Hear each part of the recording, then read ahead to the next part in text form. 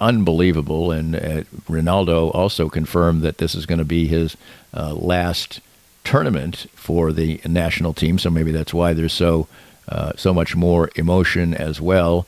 And it was just really cool. And it's been so much fun to watch. You can't watch all the games. I mean, I can't even keep up. But it was Slovenia had their hearts broken, and also on top of everything else, you never have seen a penalty shootout like this. Slovenia took 3 shots and they were all saved, and so it was over in 3. No goals for Slovenia. So I divert, but getting back to England, one of the greatest goals you'll ever see was Jude Bellingham with a bicycle kick with about a minute and a half to go to save England and get them a tie, and then they scored another goal in extra time. And there have just been moments like that throughout, packed crowds, and these are the fans who will be coming to the United States in a couple of years.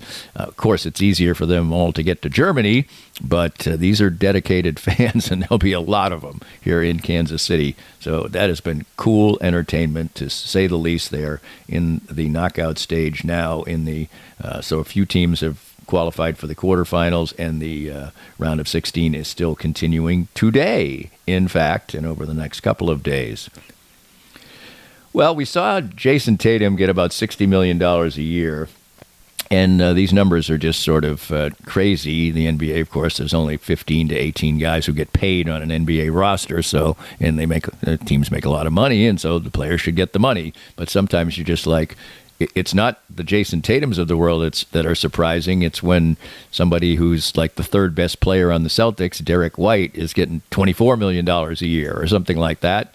And that people think, well, people have always made a lot of money. There's no adjusting for inflation. I mean, the highest paid player in 2000, you adjust for inflation in the NBA, and he ain't making $60 million in 2000 money, and no chance. So sometimes it's a little staggering, but in the end, what it reflects is these owners and these teams can afford it.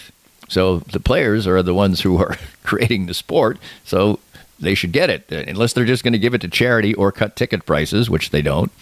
For instance, the Celtics owner is going to sell his majority share. They just won the championship. He bought the team for $340 million 20 years ago, and it's worth $4 billion now. I mean, that's a little bit of a return on investment, to say the least. So if your franchise is worth $4 billion and you only have to pay 15 players, then your very best players are going to make a whole lot of money, and it may be staggering, it may be shocking, but it's the reality, and probably it should be the reality. Just like in college, the people who play should share the wealth. Is it the college model that really is student athlete and that type of? No, it's professional sports, just of a different stripe, and wearing the uniform of a university. But it's also a true reality with all the money that's in that particular sport. And Wimbledon is in its second day, and what we will see is a lot of drama. Some of the big stars of the game are no longer viable. There's no Roger Federer anymore. There's no Rafael Nadal anymore. There is a Novak Djokovic, maybe forever. I don't know. But no, Wimbledon, especially for people in the United States, isn't what it once was, because there's not a lot of great American players, but it's still great drama, and it's fun to watch. I still think that matches should be best of 3 sets. I think 5 sets is too much, but that's just me.